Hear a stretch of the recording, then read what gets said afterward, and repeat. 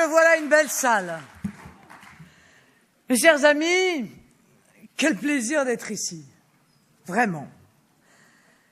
L'ouest de la France, c'était autrefois pour le Front National ce que l'on appelait une terre de mission. C'est-à-dire une partie de la France où nos scores étaient décevants. C'était une terre où les voix se partageaient entre l'UMP et le PS. Longtemps, on a cru, dans l'ouest de la France, peut-être plus qu'ailleurs, qu'on pouvait être gagnant dans le tout mondialisation, dans le tout Europe, dans cette aventure d'ouverture totale des frontières et d'abandon de nos pouvoirs économiques. Longtemps, on a cru dans cet ouest traditionnellement aventurier que la politique proposée par le Front National était en contradiction avec les intérêts de territoires trop confiants dans les vertus de l'Europe. Longtemps donc, nous avons fait ici des scores trop faibles pour exister véritablement politiquement et peser dans la vie politique locale. Je ne crois pas du tout que ce soit encore le cas aujourd'hui. Mes chers amis, je sais même que cette époque est révolue. J'en veux pour preuve quelques chiffres. Dans la région Poitou-Charentes, j'ai fait 16,5% à la présidentielle de 2012, soit à peine 1,5 point de moins que mon résultat national. En comparaison, en 2002, dans cette région, on enregistrait un retard de 5 points par rapport à la moyenne nationale. Il y a donc bien eu un phénomène de rattrapage. Dans l'Ouest, même si nous ne sommes pas encore au niveau où nous sommes dans d'autres régions, nous progressons plus vite qu'ailleurs. Nous gagnons chaque jour de nouveaux esprits et de nouveaux cœurs dans l'ouest de la France. Vous le constatez de toute façon autour de vous aussi. Il y a dans les terres de l'Ouest une prise de conscience. On l'a vu en Bretagne avec le mouvement des bonnets rouges. Oh, ne vous fiez pas à la pitoyable tentative de reprise politique de ce mouvement par un élu régionaliste antinational. Non, le mouvement populaire qui s'est dressé en Bretagne, à bien des égards, faisait cause commune avec nos idées patriotes et protectrices. Et à bien des égards, il s'agissait d'une critique en règle des partis du système, de l'UMPS, de tous ses satellites et des dogmes de l'Union européenne. Et on le voit aussi dans toutes ces contrées où la désindustrialisation fait des ravages, où des secteurs autrefois protégés sont en train de prendre l'eau. Je pense à l'agroalimentaire. Partout, la prise de conscience se fait de l'urgence d'une politique nationale de redressement de l'économie. Partout dans l'Ouest, on ressent aujourd'hui fortement la nécessité de reprendre la main sur l'économie. Partout dans l'Ouest, on comprend peu à peu que sans protection face à la mondialisation débridée, il n'y a plus d'avenir. Je sais qu'à travers cela, à travers ces prises de conscience salutaires, c'est un message d'espoir qui s'élève. Et ce message, nous devons l'entendre et prendre aujourd'hui dans nos combats électoraux la responsabilité qui nous incombe. De plus en plus nombreux, nos compatriotes de l'Ouest font le choix du Front National ou du Rassemblement Bleu Marine. De plus en plus nombreux, ils valident nos diagnostics, adhèrent à nos solutions. Mais il y a des marges de progression énormes que nous devons prendre en compte parce que, je le répète, plus peut-être qu'ailleurs, les consciences bougent dans l'ouest de la France. Et nous devons être au rendez-vous de ce réveil patriote. Il n'y a pas que dans l'ouest de la France, ni plus qu'ailleurs, de fatalité. Il y a simplement un grand besoin de courage politique et d'une politique audacieuse, sûre de ses valeurs et fière de ses combats. C'est cela que tous les patriotes de l'Ouest doivent entendre comme message. Il est temps de se relever les manches et il est temps aussi de relever la tête. Et je sais que les élections municipales, où plus que jamais nous serons présents dans ces régions de l'Ouest, puis aux européennes, nous relèverons le défi du changement. Car ce changement de fond, l'Ouest de la France l'attend, comme le reste du pays. Ici, la crise que nous traversons depuis 2008 a pris une multitude de visages. Crise prolongée de l'élevage, puis de l'agroalimentaire, plans sociaux en rafale dans les fleurons de son industrie, et bien sûr, mise en danger du remarquable tissu de PME locales. Cette succession de séismes menace aujourd'hui de saper les fondements mêmes d'une réussite économique qui impressionne. Une réussite qui est le fruit du travail acharné de plusieurs générations d'agriculteurs, d'artisans, de pêcheurs, de marins, d'ouvriers et d'entrepreneurs, souvent novateurs et jamais résignés. Une réussite fondée sur la confiance et le respect du travail, qu'il s'agisse de celui de l'ouvrier ou de celui de son patron, et non de la cupidité, qui semble être devenu le seul dénominateur commun des acteurs politiques, technocratiques et économiques de la mondialisation ultralibérale. Alors que cette succession de crises provoque une hausse fulgurante du chômage et de la pauvreté, les habitants de l'Ouest vivent en même temps la dégradation brutale de leur cadre de vie, avec l'explosion généralisée de l'insécurité, et plus particulièrement des cambriolages à des niveaux tout simplement sidérants. Les cambriolages qui ont simplement doublé dans certaines zones en l'espace d'1 an. La mise en coupe réglée des campagnes et des villages, fermes comprises, par des gangs, souvent originaires d'Europe de l'Est, mais aussi la multiplication d'actes d'une violence traumatisante, comme l'agression récente de ce retraité d'un paisible village de Charente à l'arme de chasse. Honte à tous ceux de l'UMP et du PS, qui ont ouvert grand nos frontières avec l'Union européenne et refusent aujourd'hui de les maîtriser. Ajoutons encore les procédures d'accueil des réfugiés, massivement utilisées dans nombre de villes, jusqu'alors relativement épargnées par une immigration que nos gouvernants ont de longue date cessé de réguler. Liberté de vivre en paix chez soi, d'y étudier, d'y travailler et d'y vieillir sereinement après une vie de labeur, selon notre culture, selon nos valeurs, selon nos mœurs. Cette liberté est aujourd'hui gravement menacée par l'incapacité de gouvernants qui ont pour seule obsession le retrait de l'État, son désengagement qui aujourd'hui angoisse. À la hausse de l'insécurité, ils répondent par une baisse des effectifs de gendarmerie, particulièrement efficace. À l'effondrement de la production et de l'emploi, par une hausse de la fiscalité. N'oubliez pas quand même que l'écotaxe n'est que partie remise. Tout en persistant dans l'impasse de l'ultralibéralisme dérégulateur. Le moteur de ce retrait généralisé n'est pas en France, mais il est parfaitement identifié. C'est l'Union européenne, c'est l'Europe de Bruxelles, qui d'année en année rogne toujours plus les libertés des Français à coups de politiques d'austérité et de directives assassines. Le dumping social entre pays de l'Union européenne est désormais sur notre sol avec l'arrivée massive de manœuvres détachées des pays d'Europe centrale.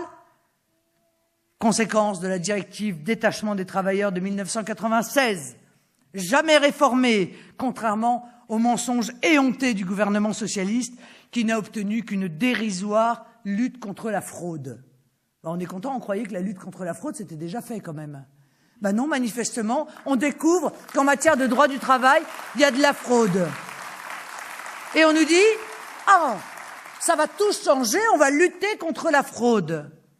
Mais le fait de lutter contre la fraude ne changera pas le problème de fond de la directive, à savoir que des entreprises peuvent embaucher des salariés à 30% moins cher que les salariés français. Et qu'on en arrive à des situations folles, où, comme c'est le cas notamment sur le deuxième chantier français, qui est le terminal méthanier de Dunkerque, à 40% seulement de travailleurs français sur le chantier. Et à ces milliers de travailleurs français qui, au chômage, assistent à l'embauche des travailleurs de l'Union européenne, qui coûtent évidemment beaucoup moins cher qu'eux. Bien sûr, la mesurette électoraliste, comme par hasard, quelques semaines avant l'élection européenne, ne changera strictement rien et ne rendra pas les emplois détruits. La liquidation de la politique agricole commune, régulatrice des prix, progressivement orchestrée depuis les accords du GATT de 1994, elle touche à sa fin avec la PAC 2014-2020. La liquidation de la pêche artisanale côtière, le résultat logique des politiques communes de la pêche, qui semble n'avoir pour objectif que d'envoyer un maximum de bateaux à la casse et de vider les ports. L'écotaxe poids lourds, un dérivé toxique de la directive Eurovignette adoptée en 2011. La libéralisation coûteuse des services publics les plus indispensables au quotidien des Français, Bruxelles. L'interdiction de privilégier les entreprises françaises dans les appels d'offres des marchés publics, Bruxelles toujours. Et ses soutiens UMPS, bien sûr. L'explosion de la délinquance nomade et de l'immigration anarchique, Schengen, inauguré en 1995 et sans cesse élargi. Peut-être encore demain, d'ailleurs, à la Turquie. Puisque François Hollande, qui n'est plus à un revirement près,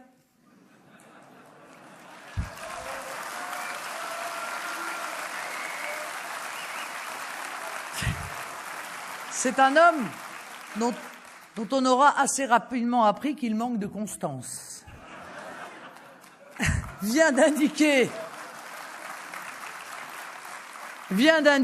en Turquie qu'il soumettrait l'adhésion de la Turquie à référendum, alors même qu'il y a de cela quelques mois, main dans la main, le Congrès, avec sa partie socialiste et sa partie UMP, sous la présidence de Nicolas Sarkozy, a retiré de manière scandaleuse de la Constitution française l'obligation qui était faite de passer par un référendum pour tout nouvel élargissement de l'Union européenne.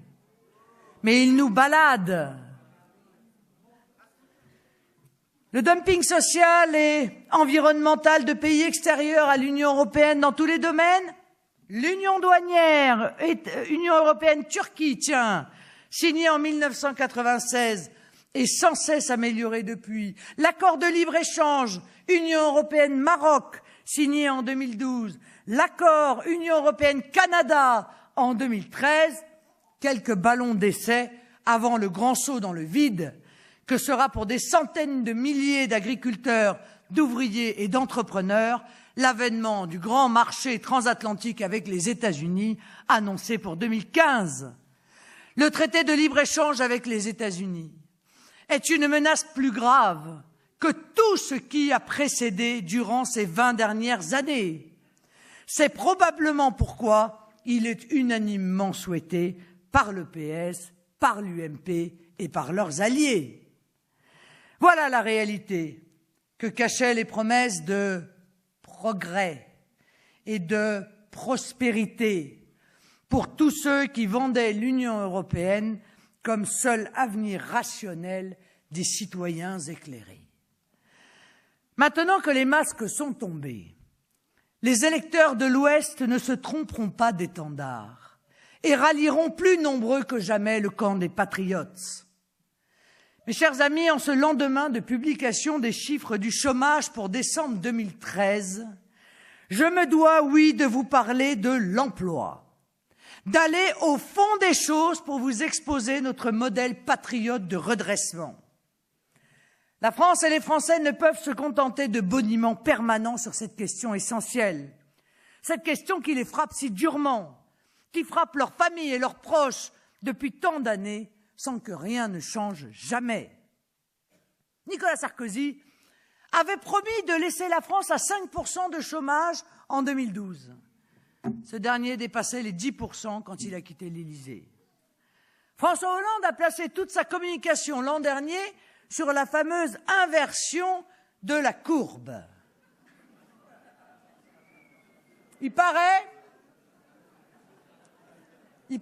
que c'était la promesse de sa vie.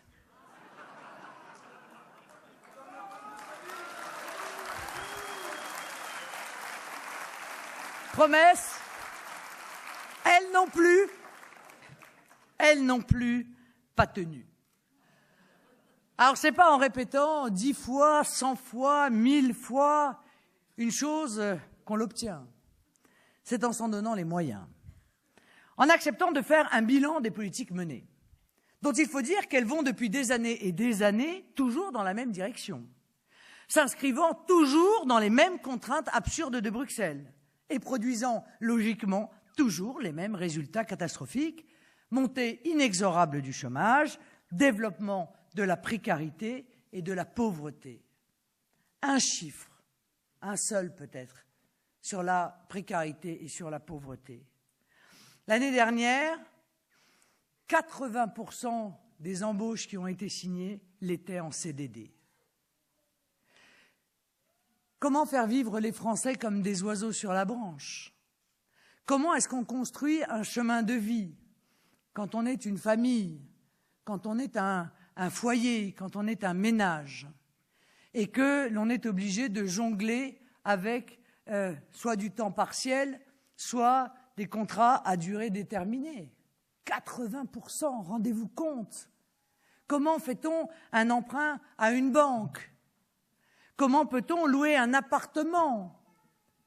On est coupé, en quelque sorte, de la vie. Et si ce CDD dans un foyer est accompagné d'un conjoint qui est au chômage, alors c'est la vie au jour le jour. Bon sang, mais quelle régression sociale.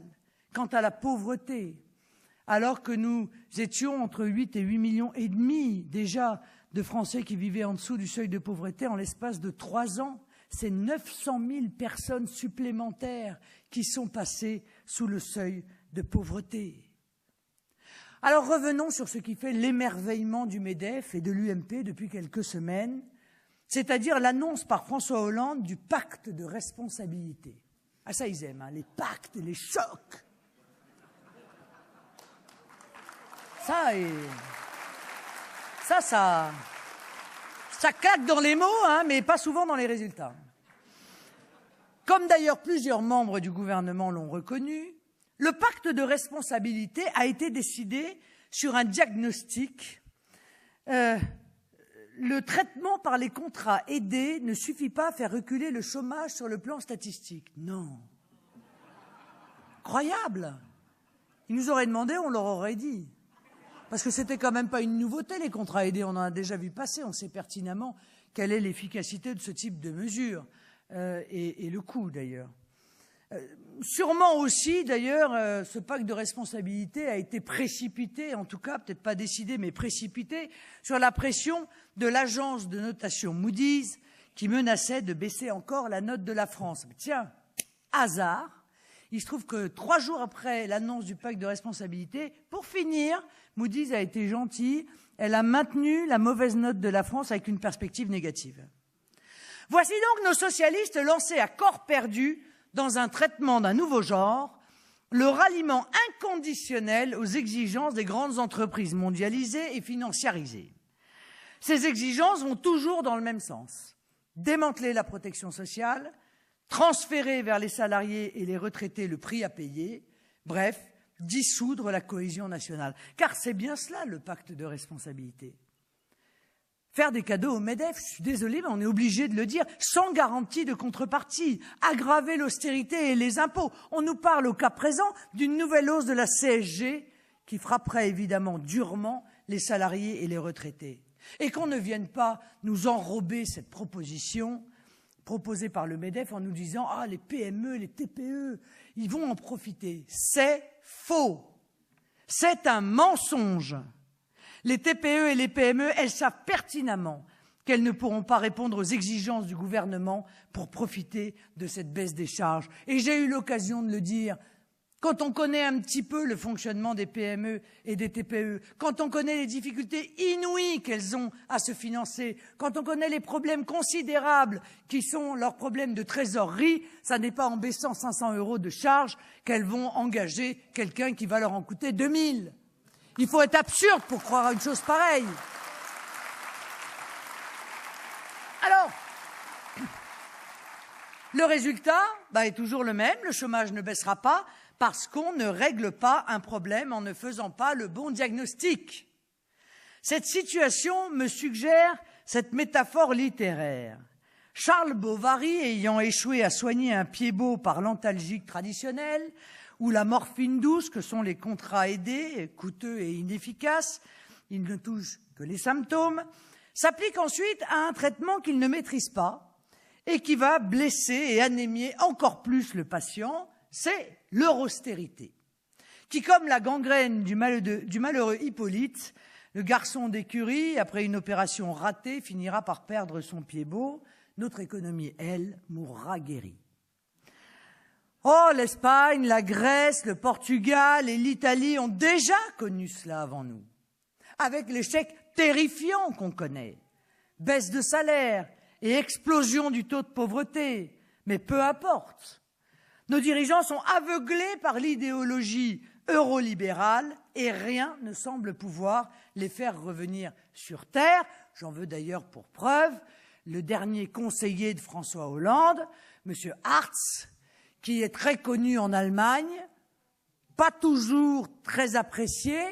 C'est l'homme qui a créé les eurojobs, c'est-à-dire les jobs à 1 euro de l'heure. Un grand progrès, il faut le dire. Voilà.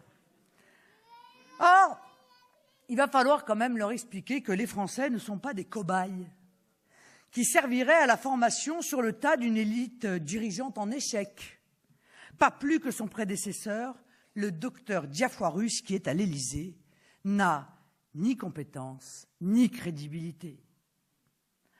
En lui confiant de nombreuses municipalités, puis en plaçant le Front National en tête des élections européennes, les Français enclencheront une dynamique de reprise en main de notre destin et de réorientation de la politique de la France vers le redressement national.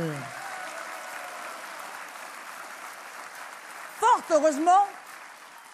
heureusement, mes chers amis, le libre choix du médecin par le patient existe encore, et c'est l'élection démocratique, justement. Et le remède que nous proposons, c'est celui qui va au fond des choses, qui s'appuie sur le bon diagnostic. La France coule parce qu'elle ne se bat pas à armes égales. Elle coule parce qu'on lui demande de nager un 50 mètres sans bras ni jambes. Oui, s'attaquer véritablement au chômage, c'est tourner le dos aux vieilles potions de l'UMPS. La statistique par les emplois aidés et l'ultralibéralisme par le pacte de responsabilité. C'est aller au cœur du mal français et européen. L'euro d'abord, qui est notre principal boulet en matière de compétitivité, celui qui nous coûte si cher, celui qui nous empêche d'utiliser l'arme dont disposent 95% des pays du monde, une monnaie nationale adaptée à notre économie. Bon, ça en est même.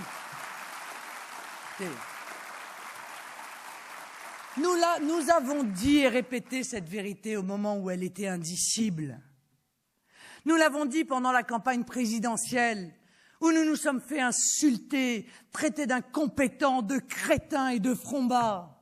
Nous avons répété sur toutes les radios, sur toutes les télévisions et peut-être à tous les risques à l'époque que l'euro était une monnaie beaucoup trop chère et que par conséquent elle était un frein considérable non seulement à la compétitivité de nos entreprises mais également à nos exportations. Oh, aujourd'hui les choses changent. Vous allez les voir tous, les uns après les autres, à maudire leur discours, dire que oui, c'est vrai que pour finir, l'euro est surévalué. Oh, j'entends cette douce musique à mon oreille. Monsieur Montebourg même, ministre du redressement productif, disant que si on baissait l'euro, eh bien, on créerait des centaines de milliers d'emplois et qu'on réduirait le déficit considérable de notre balance commerciale. Mais moi, quand je le disais, encore une fois, on nous traitait plus bas que terre. Vous voyez qu'au fur et à mesure, lorsque l'on a raison et lorsqu'on est dans la voie de la vérité, il ne faut pas s'attacher, même pas aux sondages d'opinion. Car pourquoi beaucoup de Français avaient encore cette crainte sur l'euro? Pourquoi ils en ont de moins en moins? Parce qu'il n'y avait pas de débat. C'est exactement lorsque nous avons débattu pour la Constitution européenne. 98% des experts, des sachants, des économistes, des politologues à poil long, des responsables politiques, des élus, des journalistes, 98% étaient pour le oui. Et les sondages donnaient 62% pour le oui. Et puis, il y a eu un débat. Et puis, nous avons pu opposer argument contre argument. Nous avons pu les mettre face à leurs mensonges, à leurs contre-vérités, à leurs approximations, à leur absence de rigueur, à leur idéologie. Et le peuple français a fini par gagner, puisque le non à la Constitution européenne est très largement passé. Oh, bien sûr, il n'a pas été respecté, mais il n'en demeure pas moins que ce débat, qui doit avoir lieu pendant ces élections européennes, il verra basculer l'opinion publique française, tellement l'évidence du retour nécessaire à la maîtrise d'une monnaie nationale, tant ce retour apparaîtra comme la seule solution possible. Regardez l'Italie, en l'espace de quelques années. Eh bien aujourd'hui, la volonté d'une monnaie nationale est supérieure à 49% par rapport à ceux qui veulent le maintien de l'euro, 44%. Il y a encore quelques années, c'était 11%. Mais là-bas, il y a eu un débat. Nous devons donc forcer au débat. Aujourd'hui, sur ces sujets économiques, comme nous l'avons fait hier pour l'immigration, parce que ne vous y trompez pas, dans l'ensemble des domaines, sur l'ensemble des diagnostics, mais aussi sur l'ensemble des solutions, le Front National a toujours eu un temps d'avance. C'est nous qui voyons plus loin, et c'est eux qui ne voient que le bout de leur nez, et surtout le dossier du siège d'élu qu'ils ne veulent surtout pas perdre.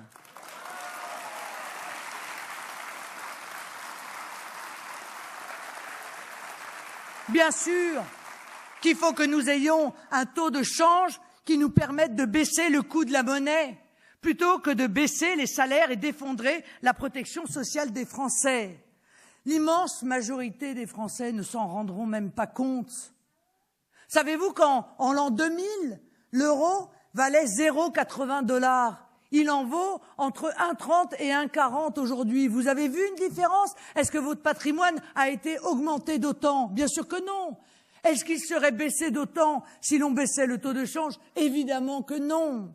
Seulement, évidemment, nos entreprises pourront alors être beaucoup plus compétitives. Et l'objet qu'elles fabriquent à 1,30 $ aujourd'hui à cause du taux de change, eh bien, sera beaucoup plus compétitif lorsqu'il sera à 1 $, c'est-à-dire comme ceux qui sont fabriqués dans la zone dollar. Ça peut nous permettre de gagner 30% de compétitivité. Parlons des frontières intelligentes ensuite, contre la concurrence internationale déloyale. Le refus dogmatique de ces frontières est un autre poids mort qu'on nous accroche au bras. La France a besoin, comme les autres nations du monde, d'un protectionnisme intelligent. Elle n'a pas de raison d'accepter de se laisser agresser par une concurrence sauvage venue des pays émergents et d'Europe de l'Est qui tue à grand feu notre industrie et notre agriculture sans respecter aucune des normes, aucune des contraintes que l'on impose à nos entreprises, à nos agriculteurs, à nos éleveurs. C'est l'arme du patriotisme économique que je défends aussi. Celle qui nous permettra de donner une priorité à nos PME et à nos PMI dans les marchés publics, qui nous permettra de les soulager fiscalement, alors que des grands groupes parviennent, eux, à ne rien payer, ou si peu, grâce à l'optimisation fiscale. Cette arme qui nous aidera à aider les créateurs d'entreprises sur le sol français.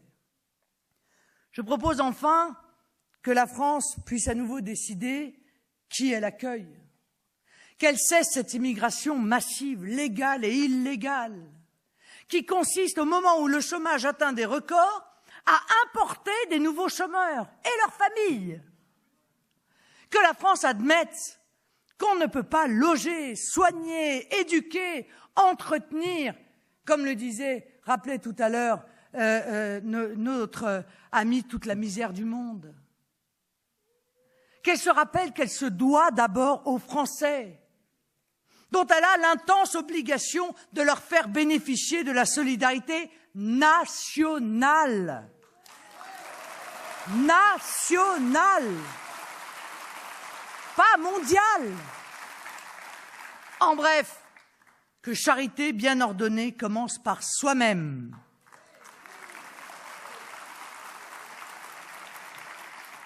Qu'elle se souvienne enfin quelle est la France, c'est-à-dire une nation, une culture, mais aussi une civilisation que nous ne voulons pas voir disparaître. Alors, mes amis,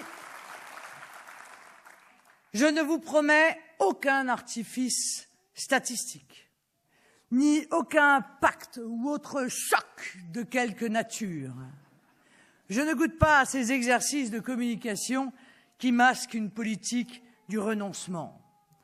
Non, mes chers amis, je vous invite au bon sens. Je vous propose que la France lutte à armes égales avec ses concurrents en protégeant les siens d'abord. Qu'elle donne toute son énergie dans cette bataille pour l'emploi et que pour cela, elle se libère des idioties que lui impose une classe politique UMPS à genoux devant l'Union européenne. Oui, mes chers amis, ensemble,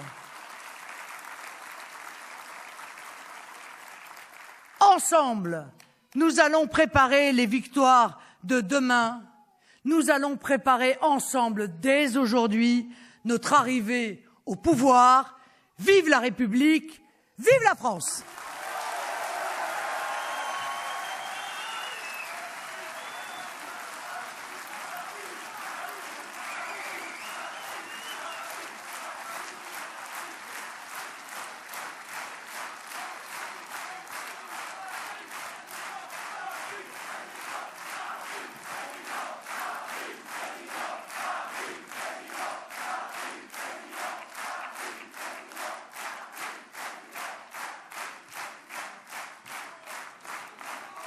Merci, mes chers amis. Restez debout. Alors, on ne fait pas attendre les bébés.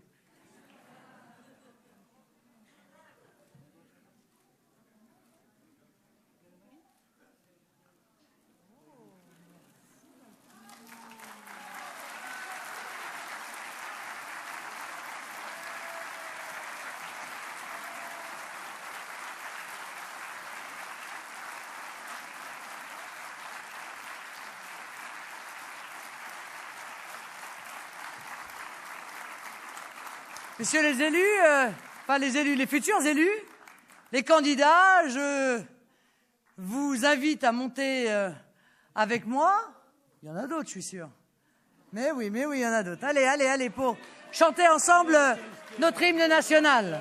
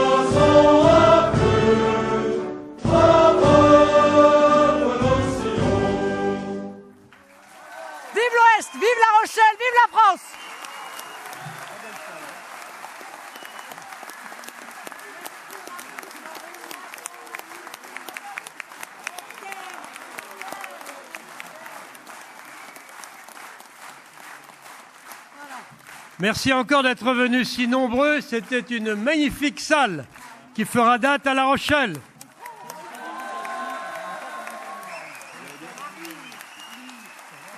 voyez, il y a du monde. Oui, il y a du monde, on a rempli la salle. On a rempli la salle. C'est formidable. Formidable.